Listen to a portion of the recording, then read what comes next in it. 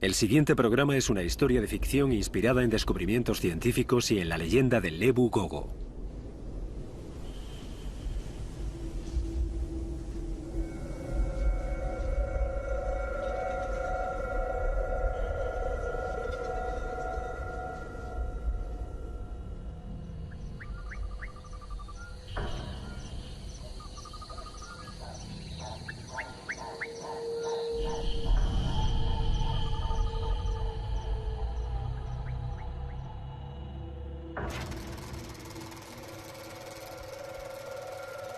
En 1977, 3 científicos se adentraron en las junglas de Flores, Indonesia, para estudiar aves.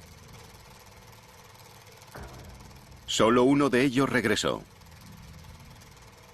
El doctor Timothy Darrow. Las autoridades encontrarían posteriormente a uno de los miembros desaparecidos del equipo. Su cadáver estaba descuartizado y prácticamente irreconocible. Los investigadores nunca encontraron los restos de la otra víctima. Tim Darrow fue acusado de doble homicidio y hubo sospechas de canibalismo. Defendió su inocencia durante todo el juicio. Afirmó que el culpable era otra cosa. Intentó convencer al tribunal de que las responsables eran unas criaturas de la jungla, de que un mito local había asesinado a sus amigos. Nadie creyó a Tim Darrow, lo que decía haber visto, lo que afirmaba que había matado a sus amigos. En 2013 se recuperaron 3 rollos de la película de la expedición Darrow. Se muestran por primera vez. Lo que él dijo haber visto era imposible.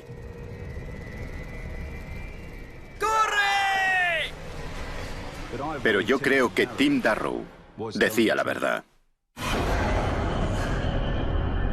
El caníbal en la jungla.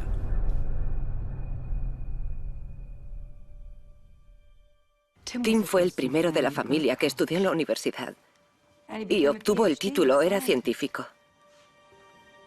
Era el mejor hermano mayor del mundo. Cuando nos enteramos de los crímenes de los que había sido acusado, no podíamos creer que hubiese podido hacerlo.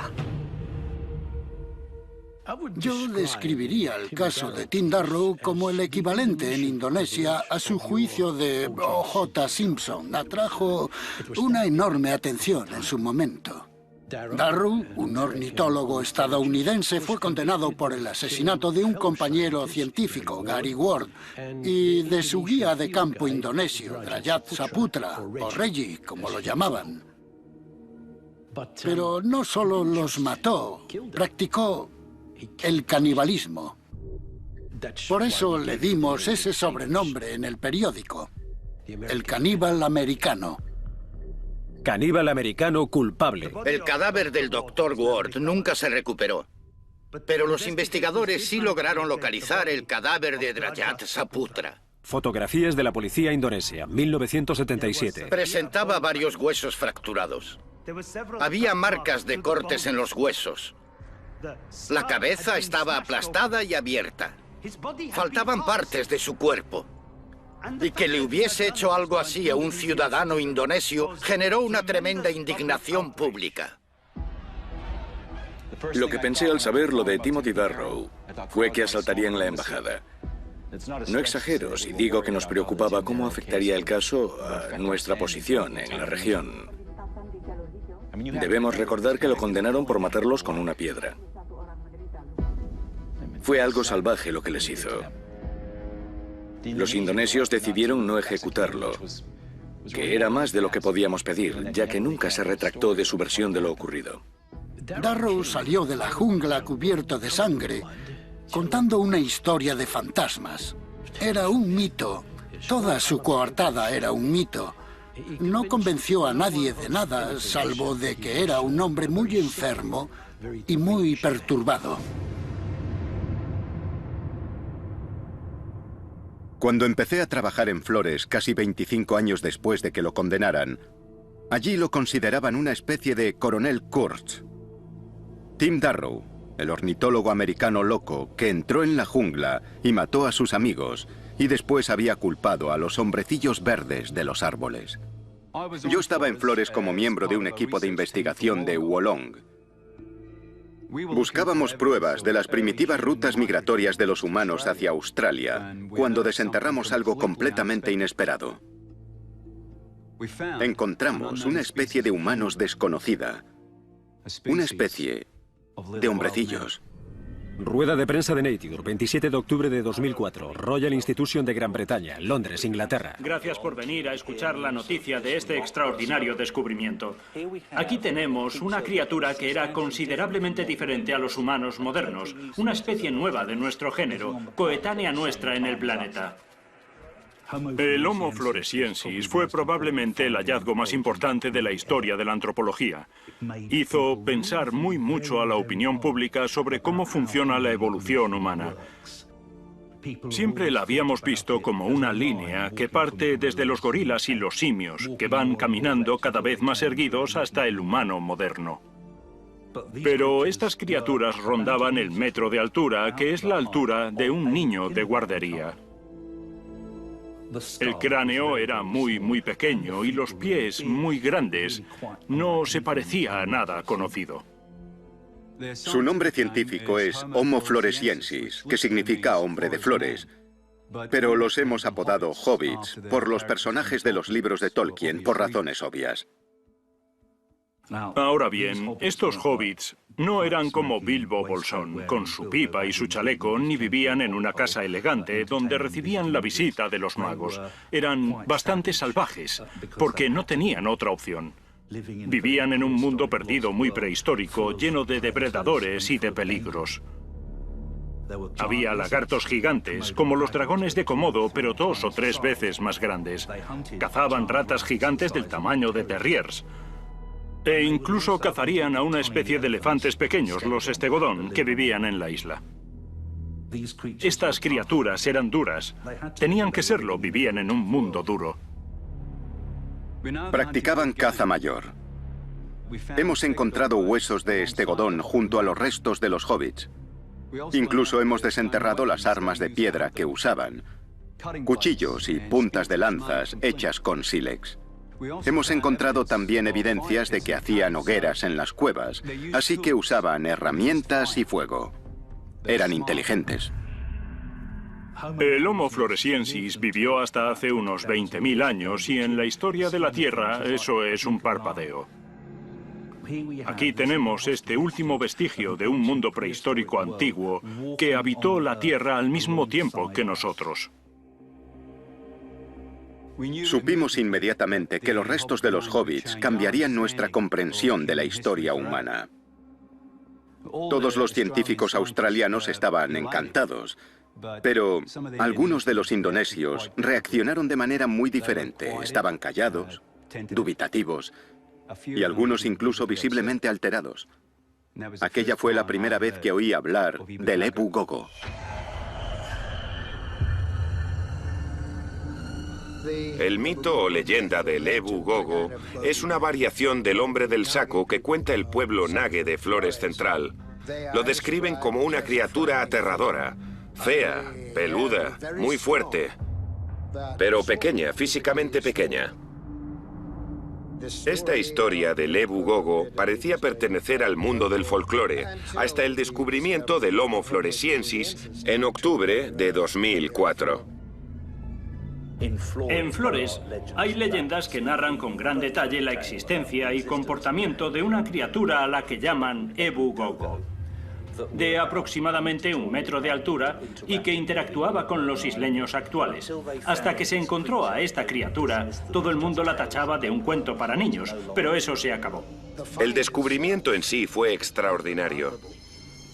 Físicamente parece que hay concordancia entre el Homo floresiensis y el Ebu Gogo. Ambos son bajos, caminan erguidos, son bípedos y propios de la isla de Flores. Así que tenemos una posible coincidencia. ¿Era posible que el mito fuese real? ¿Que el Ebu Gogo fuesen los hobbits que encontramos? Isla de Flores, Indonesia, 2005. Eso fue lo que empecé a investigar.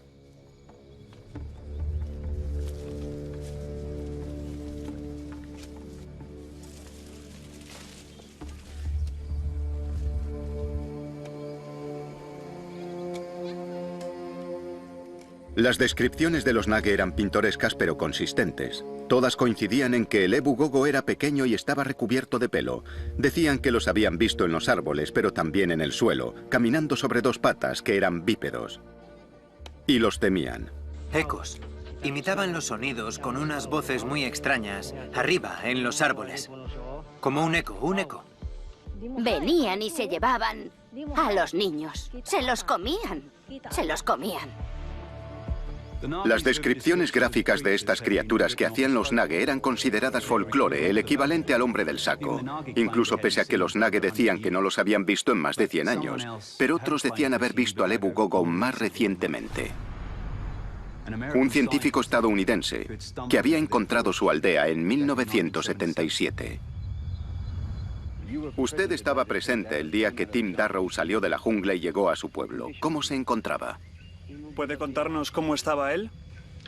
Estaba cubierto de cortes, tenía la ropa destrozada y estaba cubierta de sangre.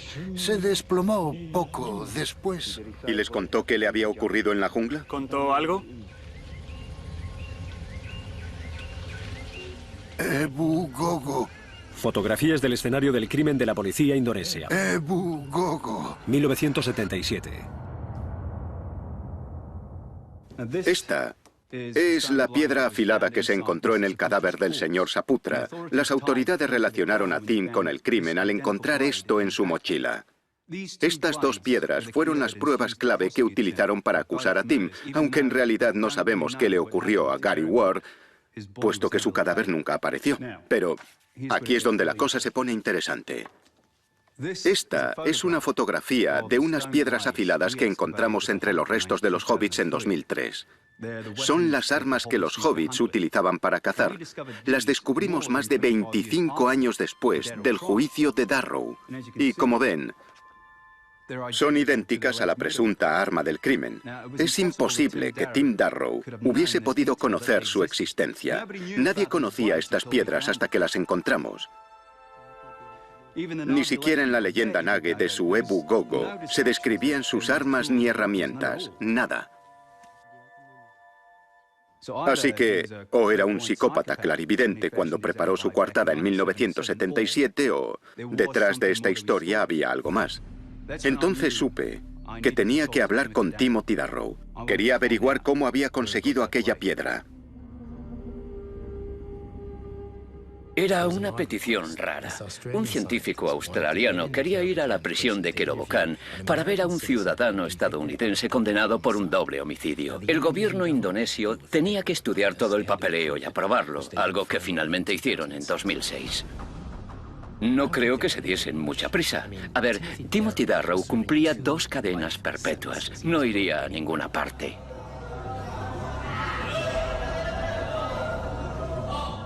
Darrow estaba encarcelado en Kerobokan. No es el lugar al que te envían para rehabilitarte. Allí te envían para que mueras.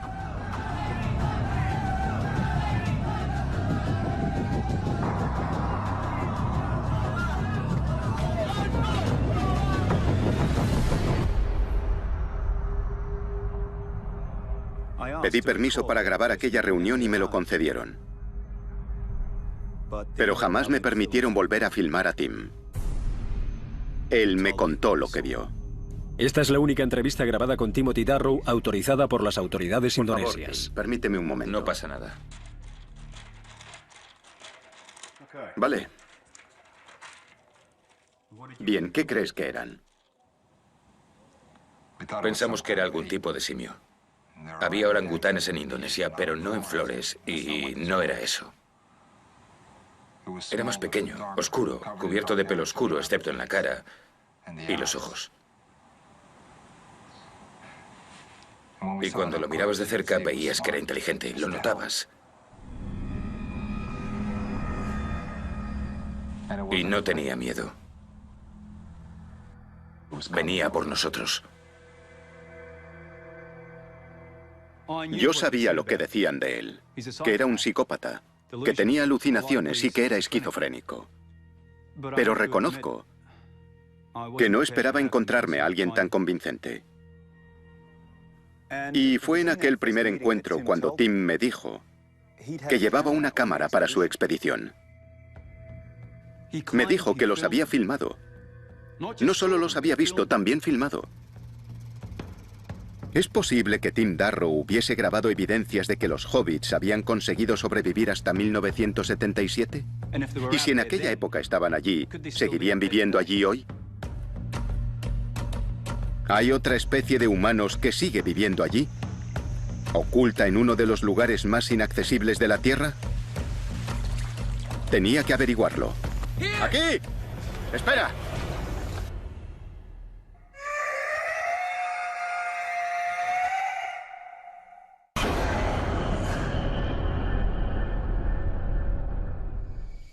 Isla de Flores, Indonesia, 14 de agosto de 2012.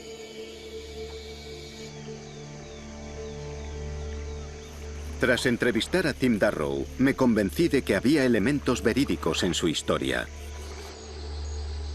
Así que en 2012, con financiación para un documental, lideré una expedición de 7 hombres al interior de Flores.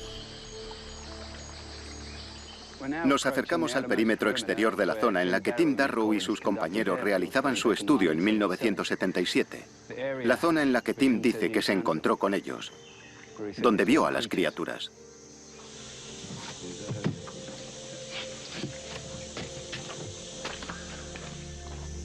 Nuestro objetivo era simple: rehacer los pasos de Darrow y buscar evidencias de una población de Homo floresiensis.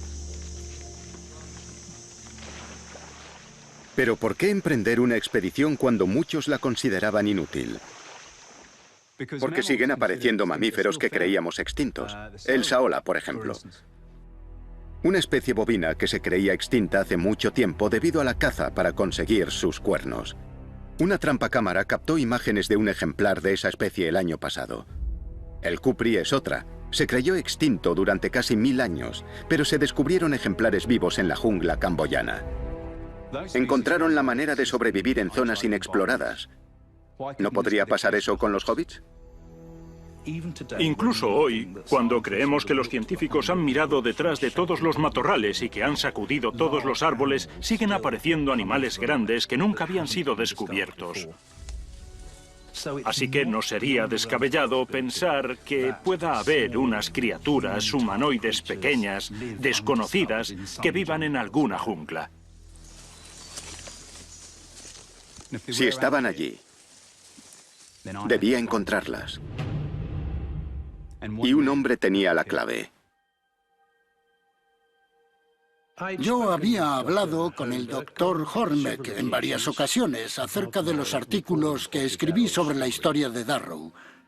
Quería saber todo lo que yo recordaba. Incluso lo derivé a un par de mis viejos contactos cuando pidió información adicional. El caníbal en la jungla. Habían planeado un viaje de 8 semanas al interior más remoto de la isla para estudiar aves y eran ornitólogos. Es una profesión amable. No es el tipo de actividad que esperas de un asesino. Estudiábamos el impacto de la deforestación sobre la población de águilas del bosque. Gary y yo llevábamos una investigación de sus efectos.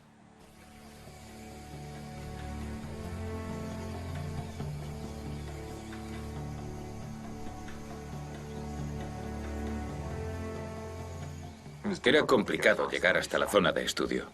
Estaba allí, pero... amigo... era preciosa. Reggie era nuestro ayudante, pero se había convertido en un compañero y amigo.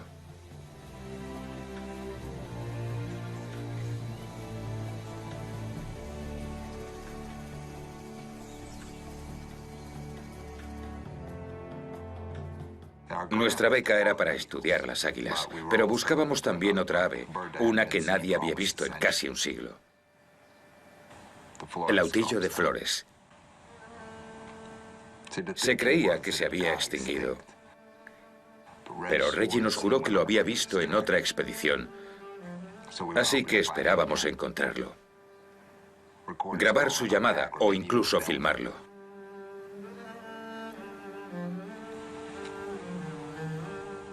Así que salimos a buscar a una especie perdida. Irónico, ¿verdad? Tim se interesaba por las aves desde niño. Supongo que es un hobby inusual para un niño que crece en Bloomington, pero le encantaba. Siempre tenía pájaros en casa. Eran sus mascotas. Les construía casetas y cuidaba de los polluelos que se caían de los árboles, esas cosas. Incluso cuidó de un halcón que encontró en el campo. Tenía perdigones en un ala, pero consiguió que volviese a volar. Archivo de la familia Darrow. Cuando nos enteramos de los crímenes de los que lo acusaban, por supuesto no lo creímos. Pero cuando los hechos demostraron que Tim había hecho aquellas cosas tan horribles, fue duro. Cuando nos mudamos, mi padre dijo que no volveríamos a hablar nunca de él. Pero yo sabía que había algo más. Que había pasado algo.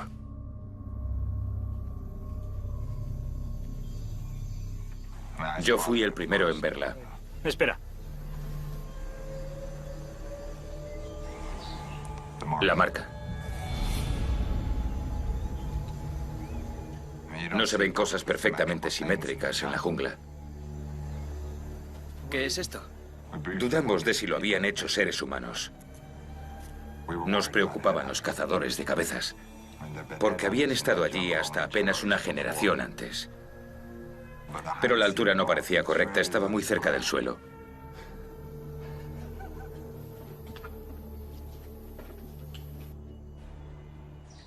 ¿Puedes hacernos un dibujo de cómo era la marca? Ponlo ante la cámara. Ese tipo de marcas nunca existieron. 20 agentes registraron un perímetro de 5 kilómetros y no encontraron nada. Y aunque las hubiesen encontrado, ¿quién dice que no eran del mismo Dr. Darrow? Eran las marcas del cadáver de Saputra las que nos interesaban. Y esas habían sido hechas claramente por el Dr. Darrow. Nadie creyó su historia entonces.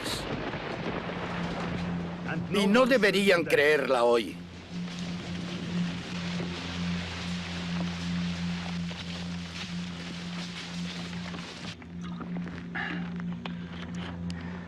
Seguir el mapa que Tim nos ha dado está resultando ser más difícil de lo que imaginaba. Tenemos que caminar 30 kilómetros hacia el interior y el paisaje ha cambiado mucho con respecto a 1977. Muchas de las marcas del terreno que Tim nos indicó ya no están. Pero seguiremos intentando localizar los lugares en los que Tim afirma que encontraron a las criaturas. Es lo que debemos encontrar. Estábamos estudiando la salud del águila de vientre rojo y del águila azor de flores.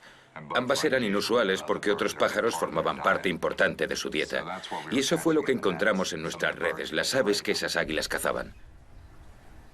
Las redes son básicamente de nylon, que se cuelgan entre árboles. Es una forma no letal de cazar. Pones llamadas como señuelo y con eso atraes a otras aves. Entonces no le dimos mucha importancia, pero encontramos algunas redes en el suelo.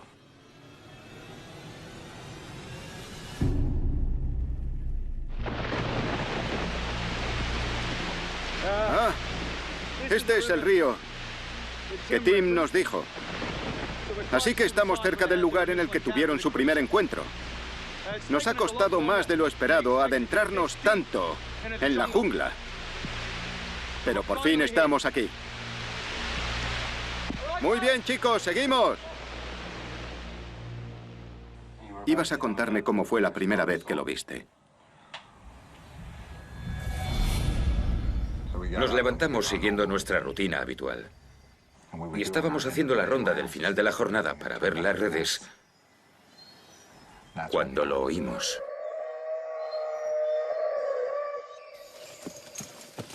¿Has oído eso? Sí. Vamos a buscarlo.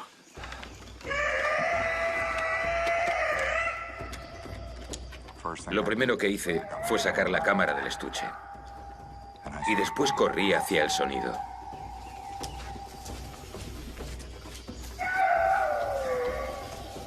Llegamos a donde habíamos colocado una red aquella mañana y estaba en el suelo.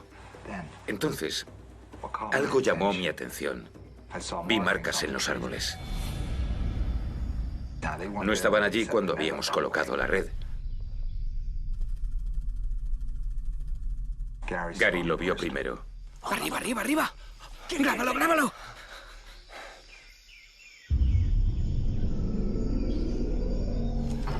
¿Qué es? ¿Qué? ¿No lo has visto? Tim, dime que lo has grabado. Creo que sí. Estaba muy lejos, pero creo que sí. Dios, Reg, ¿cómo es que no lo has visto? Era un simio. Era un puñetero simio. Recuerdo que pensé que era demasiado bueno para ser verdad. Por supuesto, la cámara se había perdido. Me dijo que la había perdido en la jungla antes de salir, y confieso que en aquel momento pensé que, si tenía alucinaciones, aquello era muy convincente. Él podría mantener que allí había algo que demostraría que decía la verdad porque nunca se encontraría.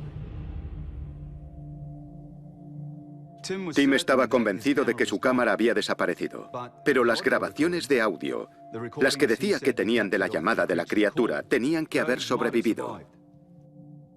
Me dijo que su grabadora debió de pasar por las manos de las autoridades en algún momento.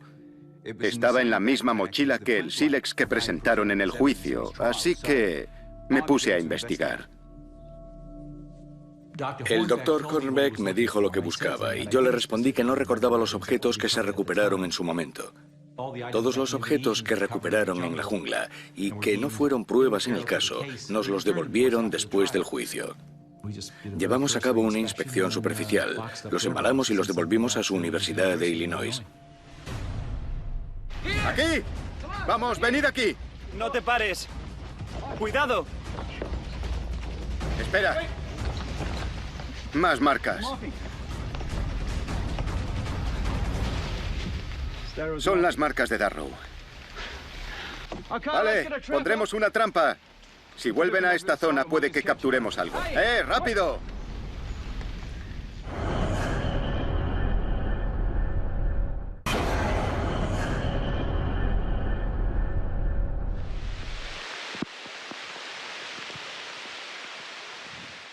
Esta es la zona en la que Darrow filmó a la criatura y grabó su llamada. Así es como las describió. Y si estas son marcas territoriales, hay muchas posibilidades de que vuelvan. Y si vuelven, podremos grabarlos con las cámaras. Si este sensor infrarrojo detecta cualquier tipo de movimiento, empezará a grabar. Nuestro objetivo es montarlas en todos los lugares en los que Tim vio a la criatura, como aquí. Tim la vio en el suelo, así que pondremos cámaras aquí abajo. También la vio en los árboles, así que las colocaremos arriba también. ¡Arriba, arriba, arriba! ¡Grábalo, grábalo! De inmediato supe que era algo diferente, algo nuevo. No parecía un orangután ni un gibón, pero se movía como ellos. Se desplazaba por los árboles como ellos. Pero en Flores no hay simios. Así que fuese lo que fuese, valía la pena encontrarlo, porque era posible que fuese una nueva especie. Dejamos de observar a las águilas, incluso dejamos de buscar a los autillos. Sabíamos que teníamos algo grande. Sabíamos que lo atraían las redes para aves. Y pusimos la grabación de las llamadas de varias especies de aves en bucle. Esperábamos poder verlo mejor, aunque Reggie no lo había visto. Y yo esperaba conseguir una mejor imagen. Nos sentamos en nuestro refugio a observar y esperamos.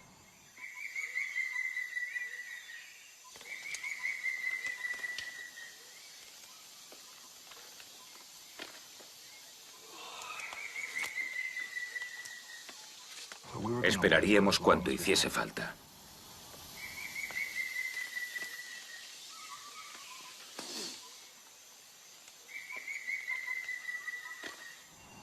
Supongo que la paciencia tiene su recompensa.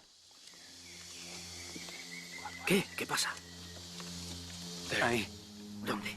Habíamos vigilado los árboles, Madre de Dios. pero aquello no era lo que esperábamos ver.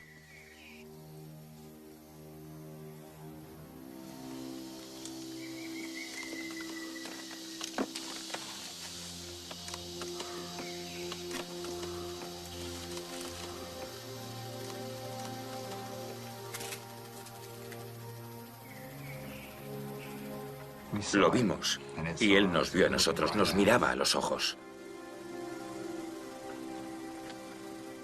Y recuerdo que se volvió justo antes de desaparecer. Se volvió y nos miró una vez más. Y desapareció de nuevo en el bosque.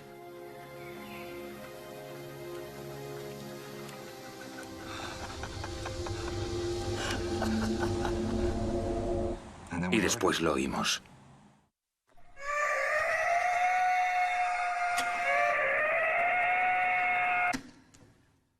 Encontramos la grabadora Nagra. Estaba guardada en una sala de la universidad, acumulando polvo. La grabación no había sido catalogada porque los que la habían hecho no regresaron para documentar sus hallazgos. Así que, casi 35 años después de los hechos, este era un nuevo descubrimiento. Ahora, escuchen esto. ¡Arriba, arriba, arriba! ¡Grábalo, grábalo! ¿Dónde está? ¿Dónde está? Reg, ¿no lo has visto? Tim, dime que lo has grabado. Creo que sí. Estaba lejos, pero creo que sí. Reg, ¿cómo es que no lo has visto? Era un simio. Era un puñetero simio.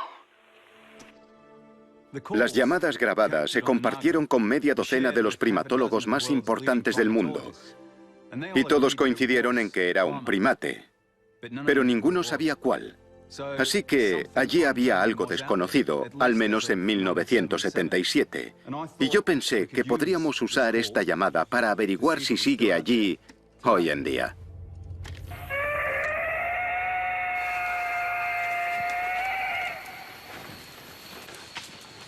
Creo que es aquí.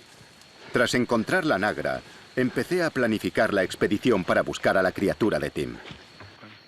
Y pensé que podríamos aprovechar esas llamadas. Sí, vale. Colocaremos una de estas cámaras arriba, en las copas. Estos altavoces emitirán la llamada que Tim grabó en la jungla a intervalos regulares, día y noche. ¡Gax! ¡Dale!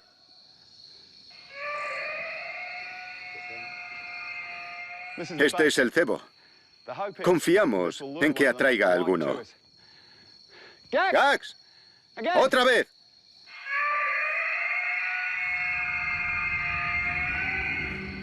Reggie tampoco sabía lo que era, pero creo que ya estaba pensando en el mito. En el Ebu Gogo y en todas sus historias. Estaba asustado. Le pregunté si se encontraba bien y me dijo que le preocupaba cómo nos había mirado, porque no parecía asustado. Le dije que solo era curiosidad. Éramos tan nuevos para él como él para nosotros. Le dije que debería estar entusiasmado, que habíamos encontrado una especie nueva y nos haríamos famosos. Y él sonrió. ¡Arriba, arriba, arriba! ¿Dónde? ¡Arriba! ¡Vamos! ¡Rápido, arriba! ¡Ahí arriba! Hemos encontrado una de sus viejas plataformas de observación. Esta es una de las plataformas que Tim Darrow y sus compañeros construyeron hace 3 décadas. Las usaban para observar a las águilas ahí arriba. Subiremos a echar un vistazo.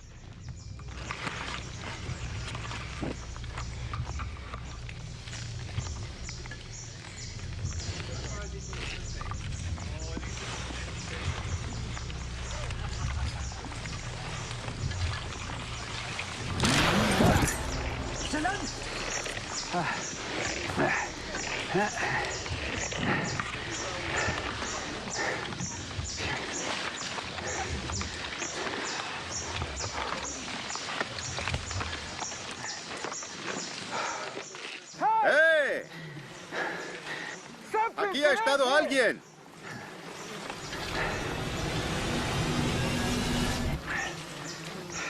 Esto es un hueso de una pata. Parece que es de cerdo salvaje.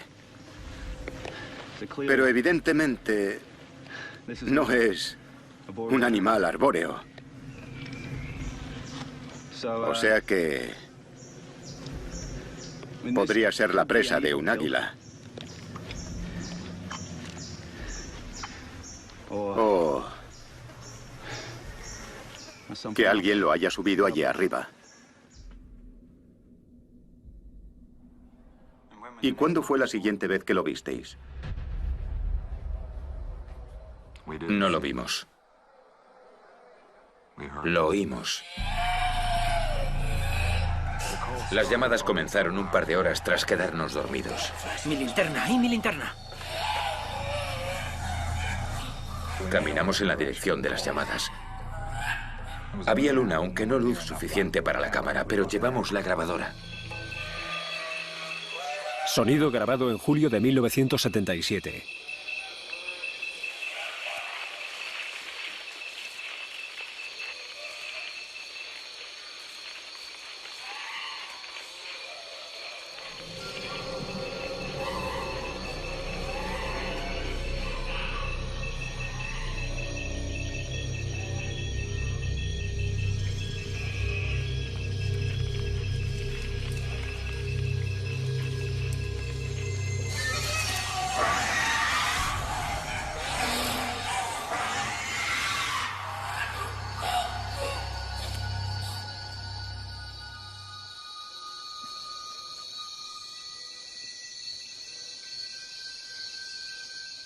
¿Por qué se han callado?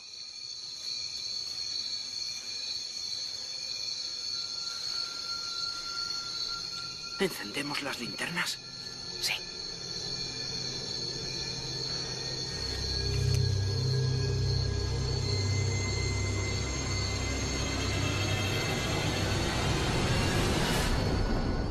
Los chimpancés matan con fuerza bruta, despedazan a sus presas, pero eso no fue lo que encontramos.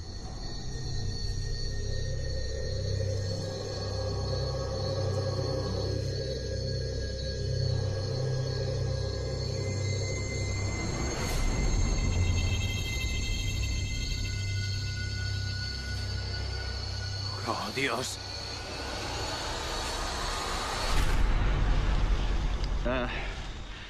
Aquí es donde Tim vio a la criatura en los árboles, por primera vez. Y aquí es donde acabamos de estar, donde Tim lo filmó en su refugio. Y este es el Ebu Lobo, el volcán. La leyenda de los Nage cuenta que estas criaturas vivían en las cuevas, en la ladera norte. Ahora nos dirigimos hacia una aldea llamada Ua, que se encuentra a la sombra del Ebu Lobo. Los habitantes de Ua se mudaron a las zonas altas del Ebu Lobo. Gradualmente entraron en contacto con el Ebu Gogo, que vivía en las cuevas del volcán. Pronto descubrieron que el Ebu Gogo les robaba las cosechas, arrasaba sus campos, y los problemas, al parecer, empeoraron. Hay historias que hablan de secuestro de niños. Venían y se llevaban a los niños. Se los comían. Se los comían. Se ha sugerido que practicaba el canibalismo. Ua. Aldea de Ua.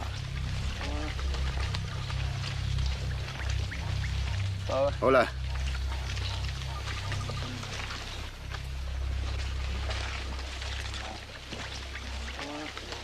Joel, hazle una foto a esto.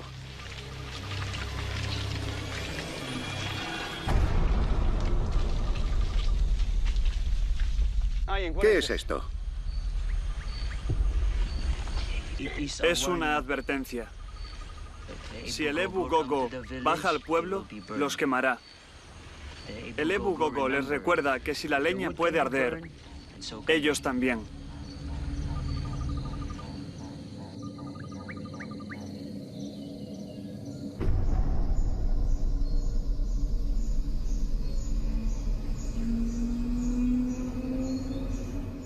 Con el alba, cuando íbamos a recogerlo todo, Reggie las vio.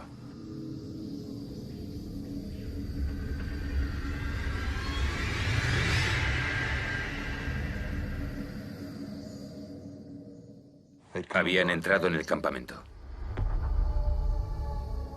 Había huellas hacia la entrada como para observarnos.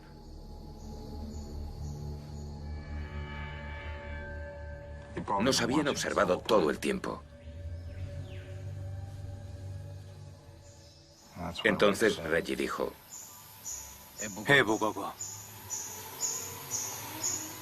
Nos están siguiendo.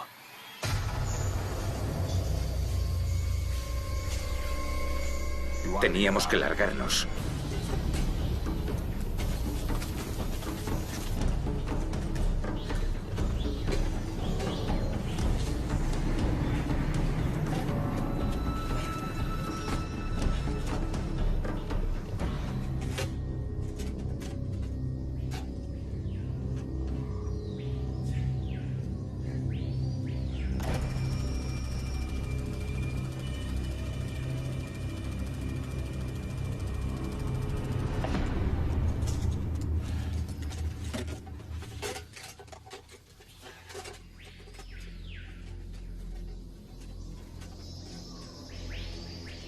Como ya he comentado, existe la idea de que el Ebu Gogo es una amenaza para los niños, así que se tomó la decisión de intentar matarlos a todos, de eliminarlos.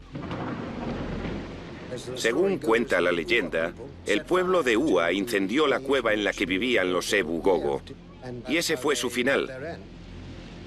Salvo que según alguna variante de la historia, hubo una pareja de Ebu Gogo, un macho y una hembra, que escaparon del incendio, y sus descendientes han sobrevivido. Cuevas del Ebu Lobo. Muy bien, chicos.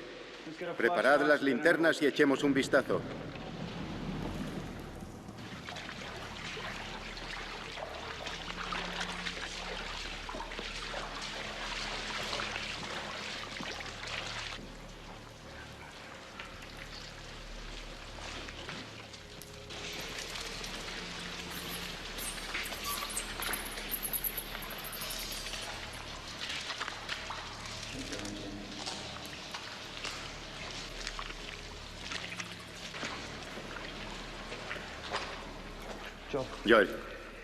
Joel, ven aquí, mira esto.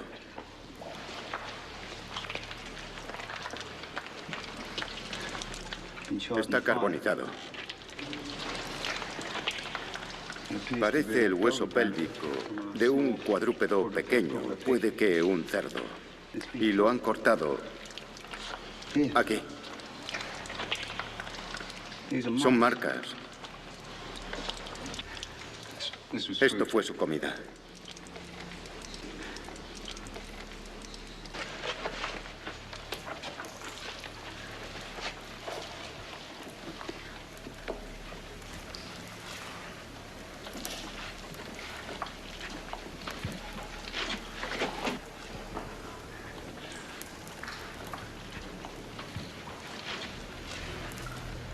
Esto está quemado. Ha ardido.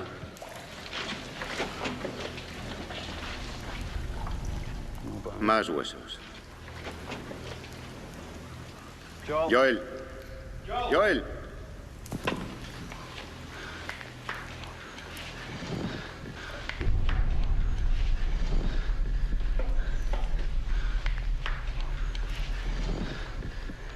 Esto es una mandíbula humana.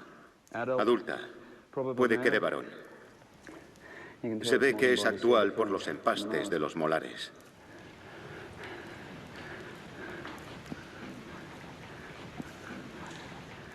Odio especular, pero puede que hayamos encontrado los restos de Gary Ward.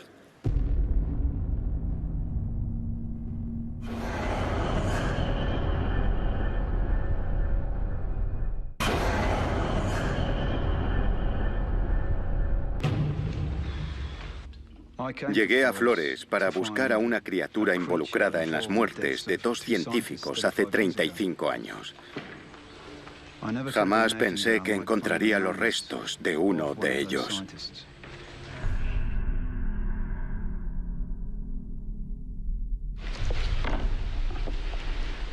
Hemos improvisado un embalaje con la caja de la pistola y con otras cosas.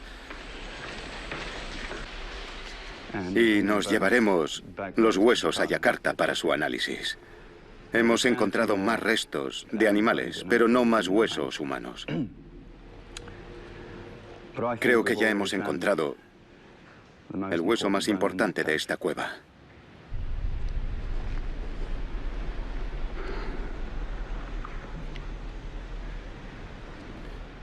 No puedo.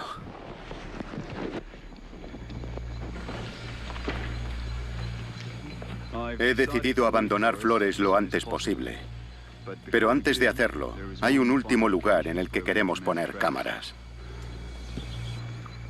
El montón de piedras, el lugar en el que se encontró el cuerpo mutilado de Reggie Saputra. Caminábamos tan rápido como podíamos. Reggie estaba seguro de que nos seguían. ¡Ah, maldita sea! Espera un segundo. Nunca lo había visto tan preocupado.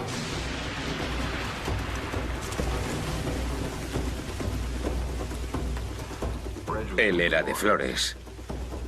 Conocía la jungla mejor que nadie.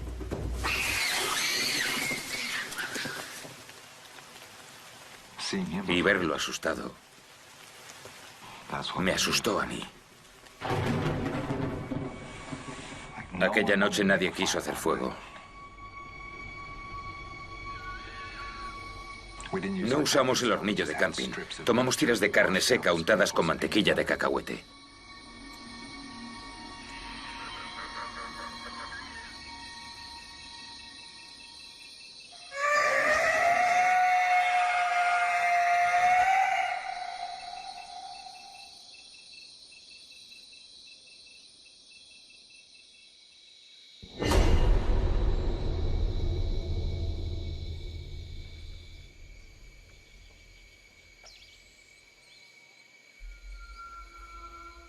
Aquí es donde apareció el cadáver de Reggie Saputra y, al estar aquí, siento que esto ya no es un punto más en el mapa. Especialmente ahora que llevamos los presuntos restos de Gary Ward encima. Mis guías me han dicho que para los Nage este lugar está manchado de sangre. Colocaron aquí estas calaveras para ahuyentar al mal. Sobre este lugar se cierne un aura muy evidente. La notas. Sientes que aquí se ha cometido una atrocidad.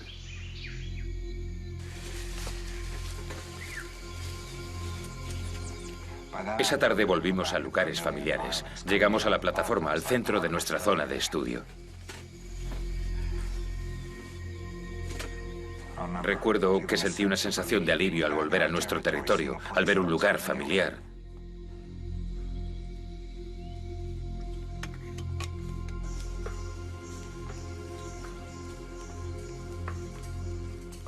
Yo caminaba detrás de Reggie. Y de repente vi cómo se paraba. Paralizado. ¿Qué pasa?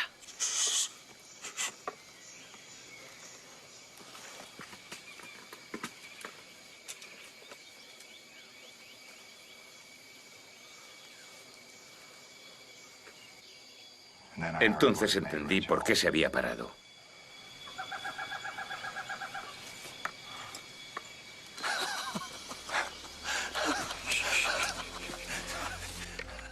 No se había extinguido.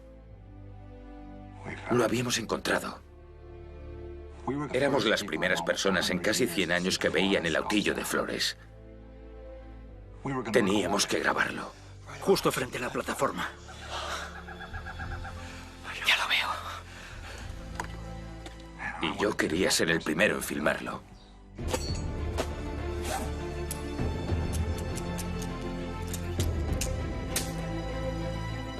¿Listo? Nunca había trepado tan rápido a un árbol.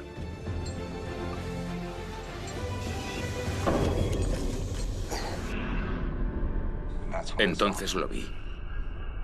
Acababan de estar allí arriba. Todavía manaba savia de las muescas. Y antes de que pudiese hacerle una señal a Reggie, oí el zumbido. ¡Reggie! ¡Reggie! Bajé tan rápido que olvidé ponerme los guantes.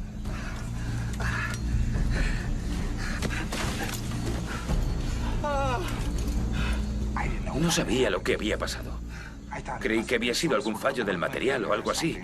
Tal vez la cuerda se había roto.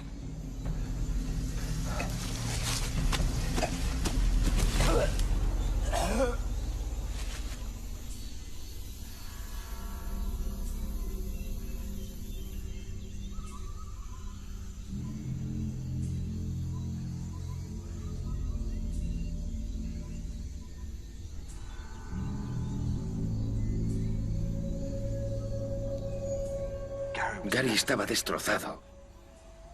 Se culpaba, se sentía responsable. Él había preparado las cuerdas, creía que era culpa suya. Le dije que no era culpa suya. Fue la cuerda. Que seguramente la cuerda tenía algún punto débil.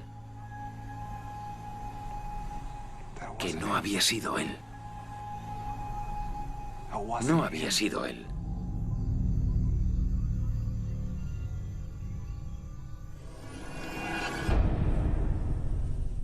La cuerda que encontramos en el lugar del crimen había sido cortada, y el señor Darrow la cortó, tal y como cortó el cadáver del señor Saputra tras su caída, antes de descuartizarlo. La historia de los cortes en las manos, del fallo del material, del Ebu Gogo y todo eso fue un intento de engañar a los investigadores y a sí mismo. La evaluación psiquiátrica realizada en su momento determinó que su historia era una tentativa de evitar la asunción de culpa. Pero, ¿cómo podía haber cortado la cuerda si Gary Ward lo estaba observando? Los investigadores creen que el Dr. Darrow mató primero al Dr. Ward antes de cortar la cuerda del señor Saputra.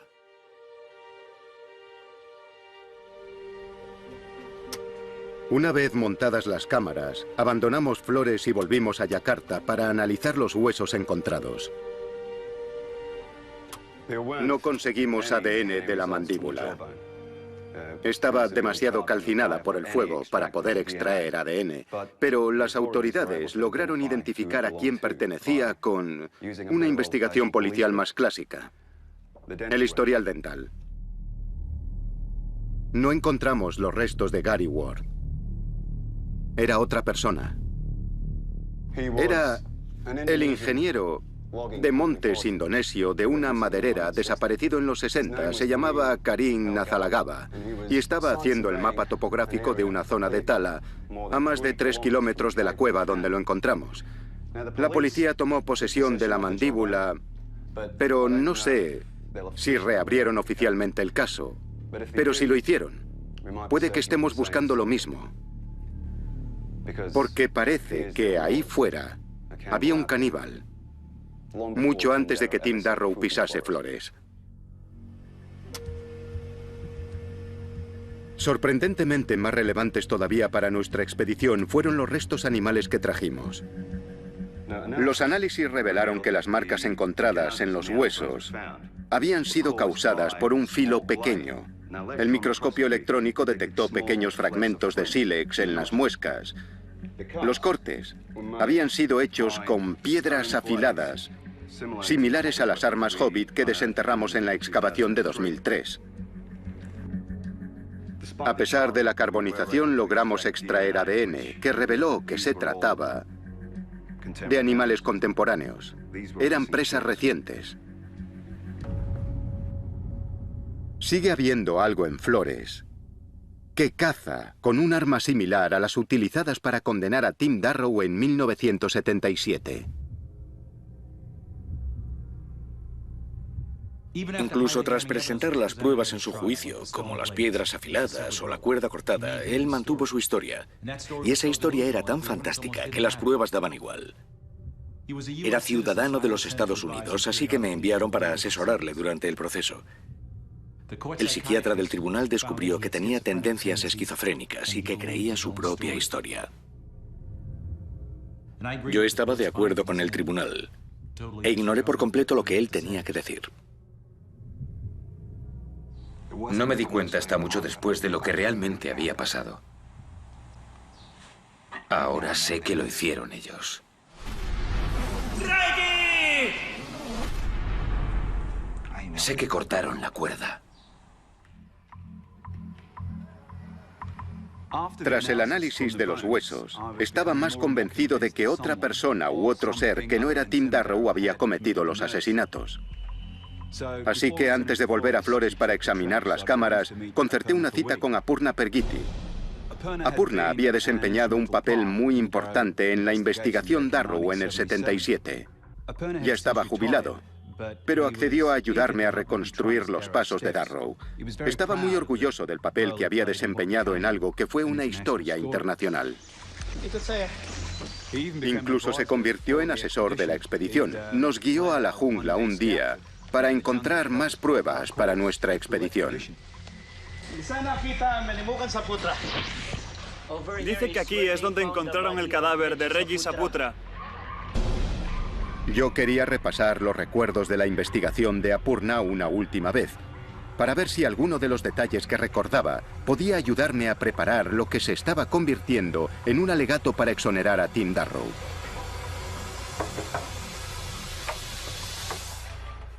Hola. Hola, Richard. ¿Qué tal? ¿Todo bien? Sí, gracias. Adelante. Gracias. Insistió en mostrarme algo. Algo de cuando trabajó en el caso Darrow. Tenía una copia del VHS del reportaje de la cadena de noticias nacional de Indonesia. Y salía en él. Era la primera vez que veía el reportaje, aunque había visto fotos del escenario del crimen, pero verlo allí grabado en imágenes me hizo comprender el horror de lo ocurrido. Y entonces, al final del reportaje, vi algo que simplemente no me podía creer. No sabía cómo se decía en indonesio rebobinar, así que empecé a gritar, sí, me puse a gritar, putor, mundor. Pero es que no me podía creer lo que estaba viendo. Entre todos los objetos recuperados, había uno que creía perdido para siempre. La cámara. La cámara de vídeo que Tim dijo haber perdido al salir corriendo de la jungla estaba allí. La habían encontrado a un centenar de metros del campamento. Ni en el consulado ni en la universidad constaba que hubiesen recibido la cámara de Tim.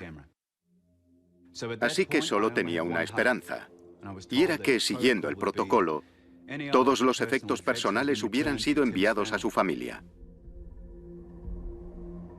Pero no había constancia del lugar al que la familia se había mudado de Bloomington, Illinois, tras la condena de Tim.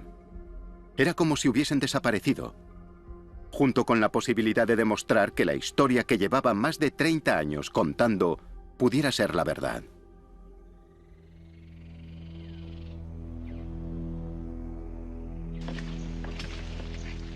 Chicos, regresamos por fin a Flores en septiembre de 2012 para ver qué habían grabado las cámaras. Si queríamos obtener pruebas definitivas de la existencia de esta criatura, era nuestra mejor posibilidad. Solo hemos vuelto unos cuantos para esta fase de la expedición para comprobar las cámaras. Esta no tenía nada, pero nos quedan muchas por comprobar, así que soy optimista. Bien, gracias. Varias cámaras se habían activado, pero no sabíamos por qué.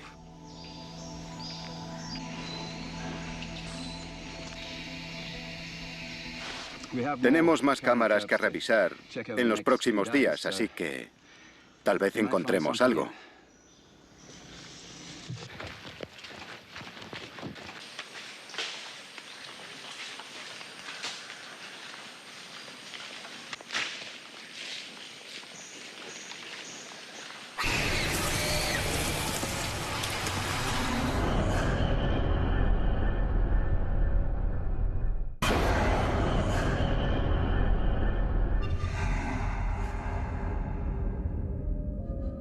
Ecos. Imitaban los sonidos con unas voces muy extrañas, arriba, en los árboles, como un eco. Un eco.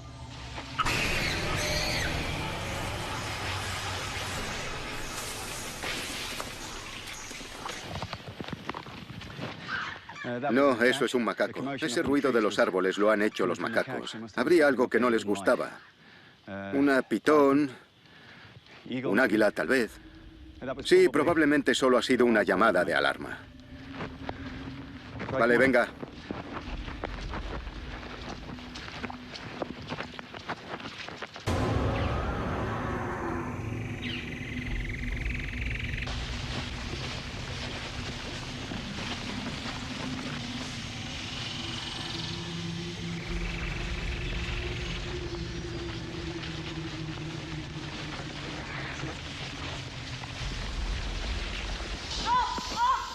¿Qué has encontrado?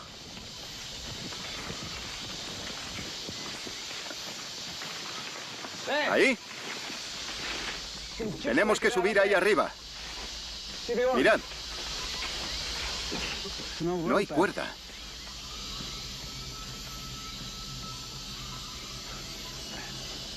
Dada la proximidad al montón de piedras y que no hay cuerdas, este debe de ser el árbol desde el que cayó Saputra.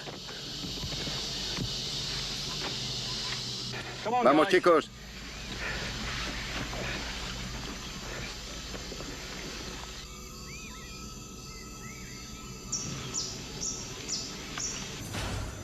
Tim Darrow no hizo esto. Estas son frescas. Vale, hemos encontrado marcas recientes en la plataforma. Y sean de quien sean, acaba de estar aquí. Lo sabemos. Por la savia. ¿Sabéis? Así que hemos colocado una cámara ahí arriba, con la esperanza de que vuelva. No perderemos de vista este lugar. Y volveremos tras revisar las otras cámaras. Encontrar estas marcas a mí me ha confirmado que las criaturas que estoy buscando siguen aquí. Las criaturas descritas por Darrow, y están cerca. Así que estamos entusiasmados, pero también un tanto inquietos porque ahora sabemos de qué son capaces.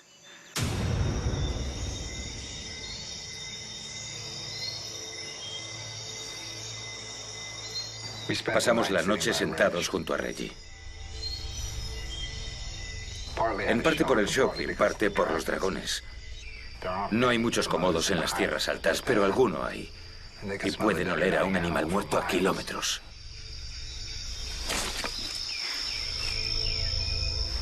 Así que pasamos la noche junto a él. Al día siguiente íbamos a enterrarlo.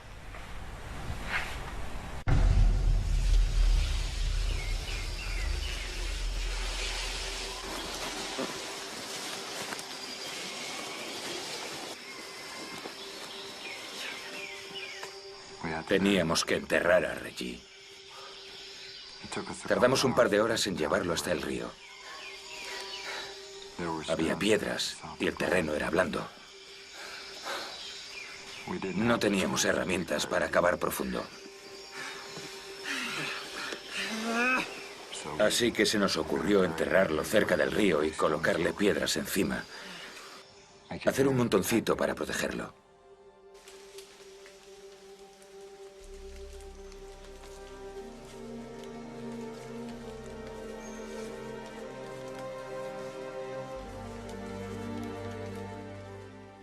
Ni Gary ni yo éramos especialmente religiosos, pero hicimos una cruz con ramas.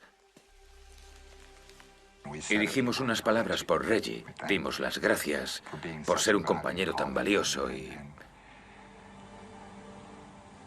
por ser un amigo tan valioso.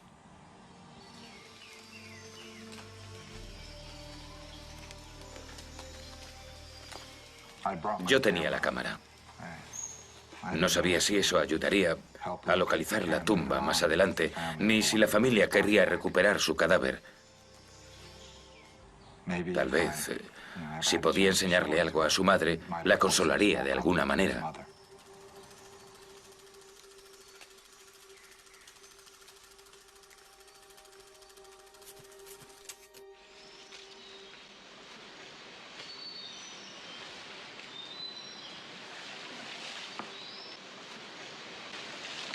Desde que hemos vuelto, estamos todos muy callados. Los hombres no quieren montar el campamento aquí, y entiendo sus reticencias, así que nos adentraremos para montar el campamento. Vale, chicos, cuando queráis nos marchamos.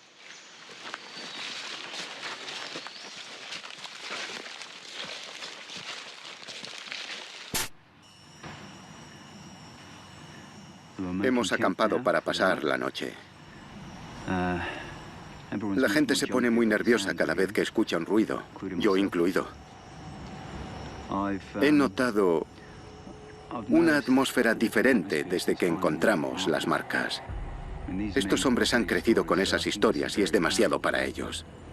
Obviamente estoy deseando ver el resto de las cámaras, pero creo que estos hombres solo quieren acabar y largarse.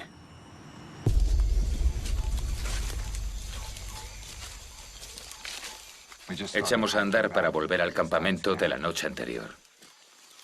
Era como si caminásemos sonámbulos. Seguíamos en estado de shock por todo aquello.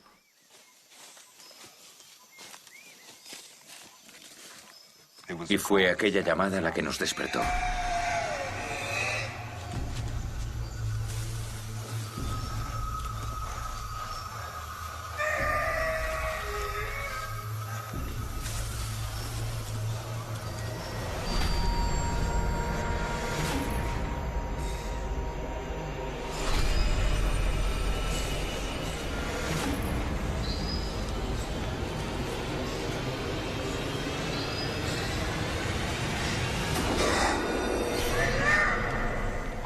Lo vimos marcharse por el sendero de atrás.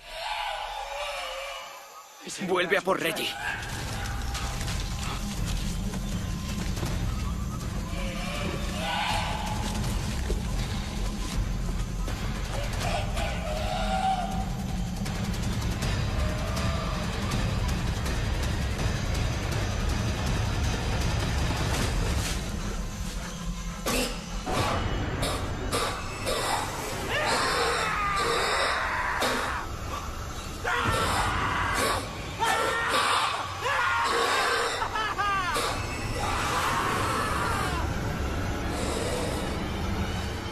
¡Gary!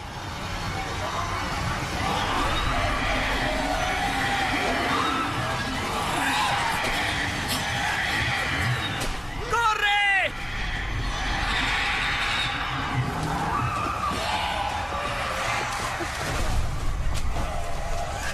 ¡Maldita sea! ¡No encuentro la cámara! ¡Vamos! ¡Nos cortan el paso! ¡Por aquí! ¡Vamos!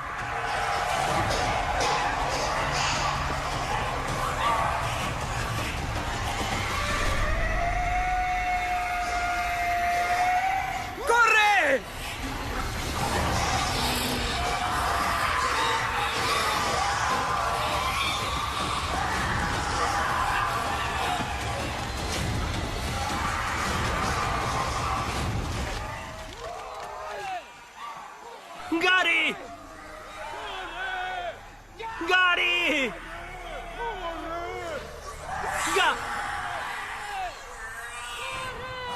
Creí que era un eco. No era un eco. Eran ellos. ¡Rápido! ¡Deprisa!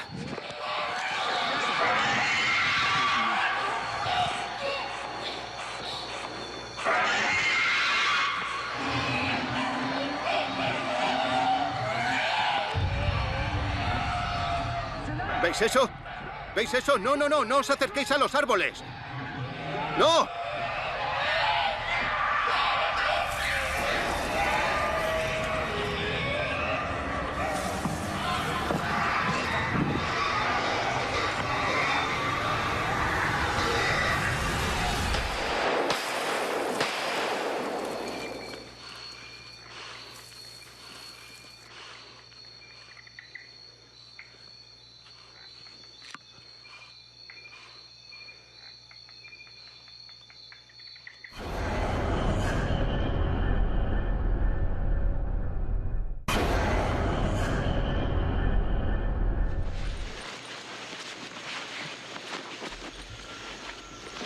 Mi responsabilidad como jefe es la seguridad del equipo. Y para ser sinceros, yo tampoco tengo ganas de quedarme. Volvemos a casa.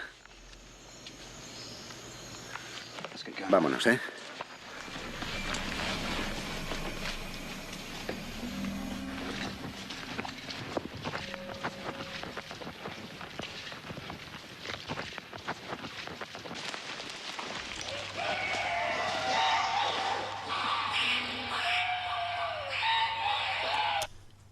Pedimos un análisis del audio de las imágenes y pudimos confirmarlo.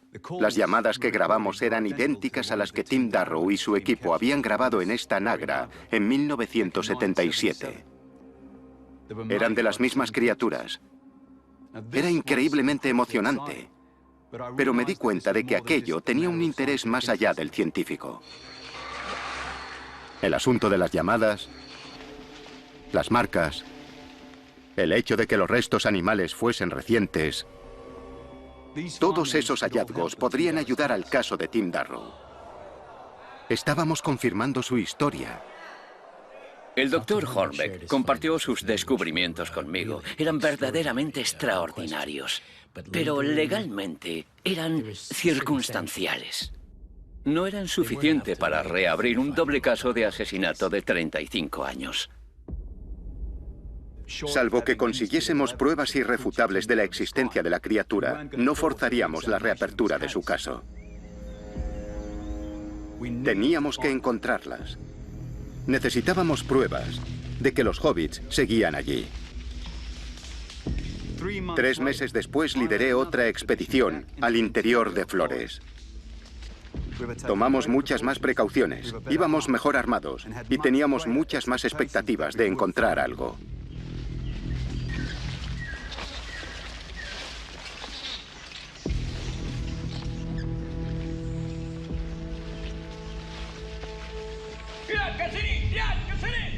¿Qué? ¿Qué pasa?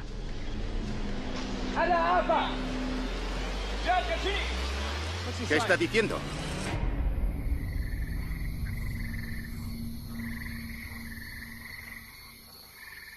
Recuerdo que estaba allí, agachado en medio de la jungla, en total oscuridad.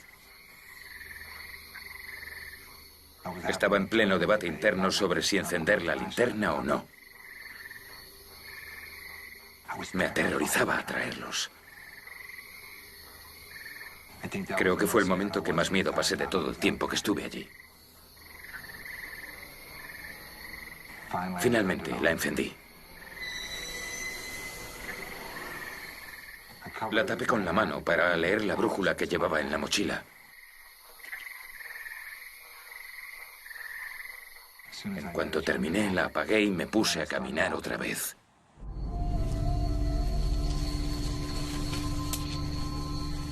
Y seguí caminando. Y caminando. Hasta que ya no pude caminar más.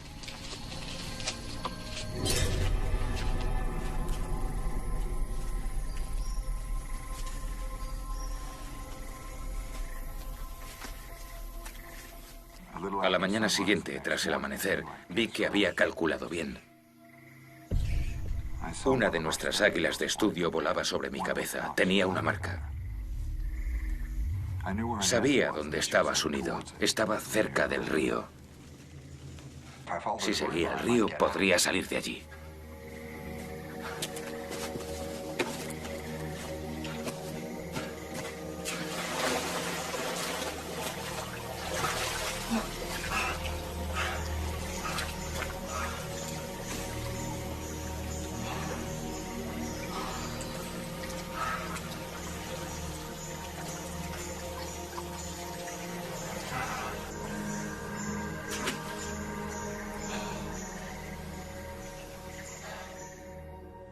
Seguí una especie de canal lejos de la orilla y de los árboles.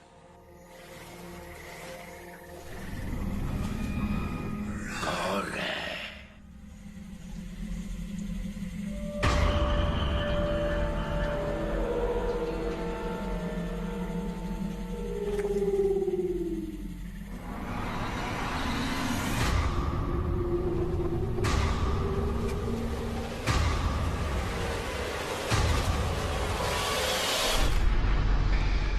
Ahí arriba hay algún problema. No estoy seguro porque no les entiendo, así que subiré a ver.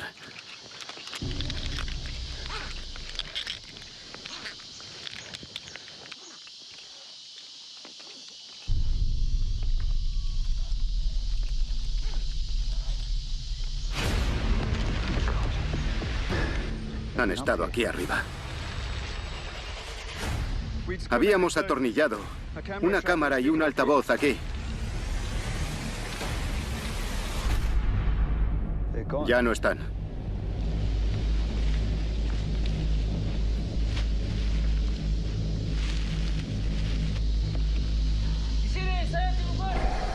¿La tienes?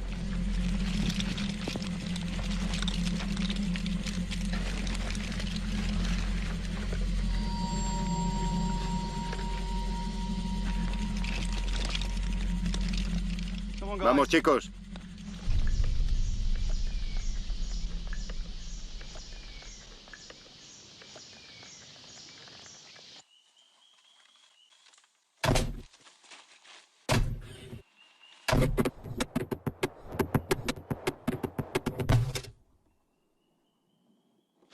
Algo ha sido capaz de arrancar esta trampa del árbol. La ha arrancado a casi 30 metros de altura.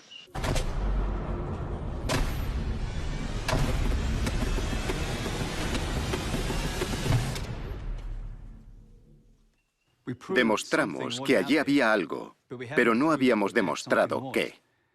Lo que teníamos era muy sugerente, pero no concluyente. Y no habíamos encontrado nada que pudiese ayudar a Tim. No habíamos grabado nada, pero Tim Darrow sí. El doctor Hornbeck me comentó que estaba intentando encontrar a algún miembro vivo de la familia de Timothy Darrow. Los padres habían fallecido años antes, así que por medio del Departamento de Estado encontré a su hermana. Su nombre de casada era Susan Clemens y teníamos una dirección en Parsons, Kansas, y un número de teléfono. Tardé bastante en hablar con ella por teléfono. Y cuando lo hice, le expliqué que tenía razones para creer que Tim había dicho la verdad.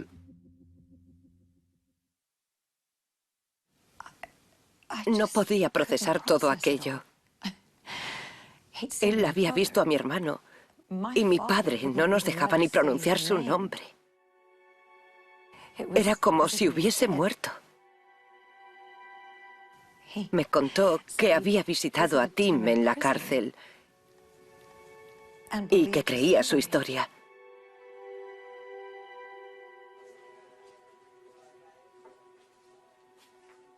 Nosotros no podíamos ni pronunciar su nombre. Como era de esperar, se emocionó mucho. Pero en cuanto le expliqué lo que había descubierto, pude preguntarle lo que quería. Si le habían devuelto los objetos personales de Tim a ella o a la familia. Un par de años después del juicio llegó una caja grande. Mi padre no quiso abrirla. La sacó a la calle para que se la llevasen con la basura. Pero yo salí tras él y volví a meter la caja en casa. Porque era mi hermano. Y a pesar de todo, no podía permitir que lo último que nos quedaba de él acabase en la basura. Las posibilidades de que la cámara hubiese sido devuelta eran pocas. Las posibilidades de que la película no se hubiese degradado eran pocas. Y las posibilidades de que hubiese algo grabado eran pocas. Esas posibilidades se interponían ante la reivindicación de Tim Darrow. Pero ella tenía la cámara.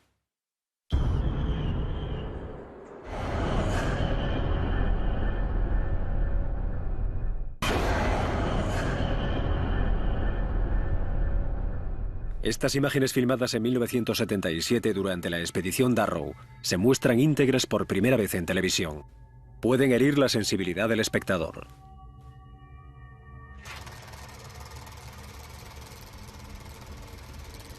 Se recuperaron 3 rollos de película de la cámara Super 8 de Tim Darrow. El primer rollo muestra claramente a una especie de simio saltando de rama en rama.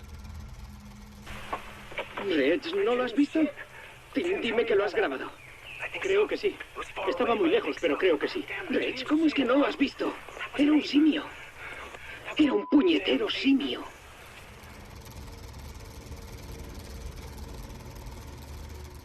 El segundo rollo estaba grabado desde el parapeto en el que se refugiaron para atraerlo. Y en él, claramente, vemos a una criatura que caminaba sobre dos patas. Ahí abajo.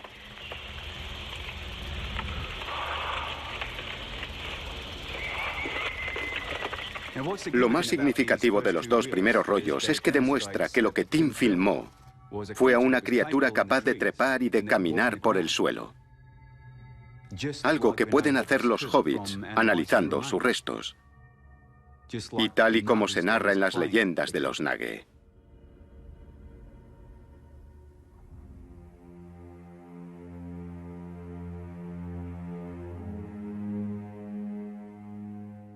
Eso es exactamente lo que ha generado un enorme debate. Hay varias teorías al respecto. Se especula con que podría ser un simio pingoide, un pariente del orangután. O podría ser una población de orangutanes desconocida que ha evolucionado en Flores con características inusuales. Hay otra teoría, que era una subespecie de macaco con una variación en la coloración y bipedación secundaria. Lo único que no se debate es que esta criatura no había sido vista nunca. ¿Mi interpretación personal? Yo creo que lo que Tim Darrow filmó es de la misma especie que los restos que nosotros desenterramos en las cuevas.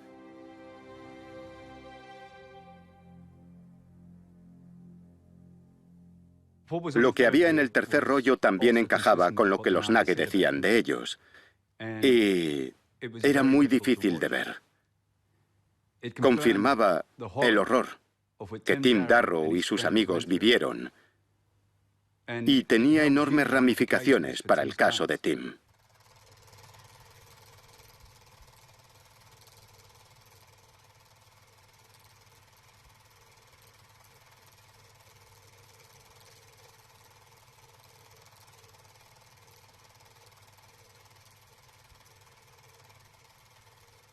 Las películas son, sin duda, una razón de peso y parecen corroborar el relato de los hechos de Timothy Darrow. Así que, basándonos en ellas, solicitamos su visionado ante un tribunal de los Estados Unidos y presentamos una solicitud formal ante el gobierno indonesio para extraditar a Timothy Darrow. Cuando conocí a Tim en el hospital, mi propósito era aconsejarlo. Y después de ver las imágenes, me arrepiento enormemente. Porque la verdad es que le habría aconsejado de otra forma si hubiese pensado que estaba diciendo la verdad. Pero como los demás, no le creí. Yo era la persona que debía escucharle e intentar ayudarle. Y no lo hice. No me imaginaba cosas. No oía cosas. Era uno de ellos.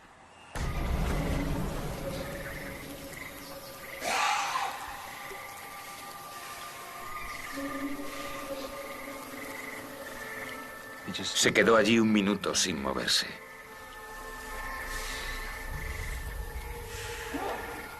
Vi cómo me observaba.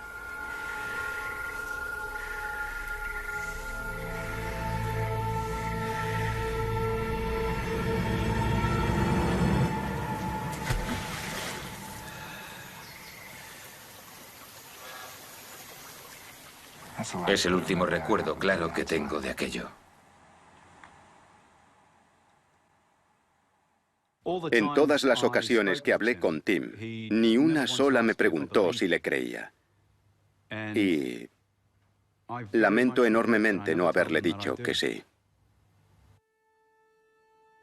El doctor Timothy Darrow falleció en la cárcel de Kerobokan el 3 de febrero de 2013, 9 meses antes de que se encontrase su cámara.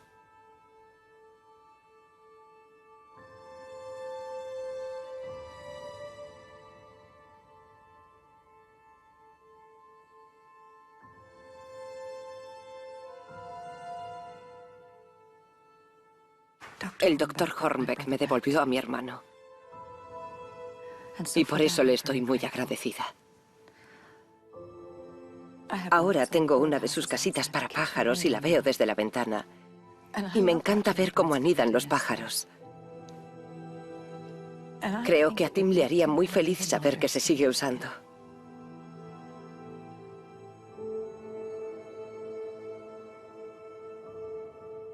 Me parecía muy importante que Tim fuese recordado como científico, recordado por sus descubrimientos.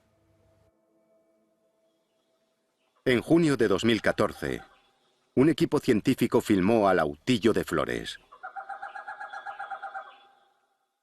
Lo filmaron y grabaron sus llamadas.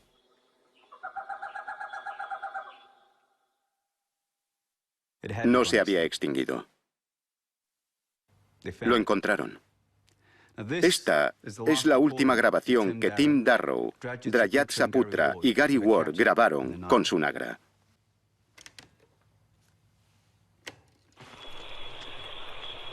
En enero de 2015, el Diario de Ornitología Internacional reconoció a Timothy Darrow, a Gary Ward y a Drayat Saputra por sus grabaciones del Autillo de Flores de 1977. El artículo publicado en reconocimiento de sus hallazgos fue presentado en su nombre por el doctor Richard Horbeck. En cuanto a ellos, ¿cuántos quedan allí fuera? Flores ha cambiado mucho, incluso durante el periodo de nuestra expedición. Y los bosques desaparecen. Así que, sea cual sea la criatura que filmó, Tim Darrow puede que fuese el último en verla. Pero no será el último que vaya a buscarla. Yo sigo buscando.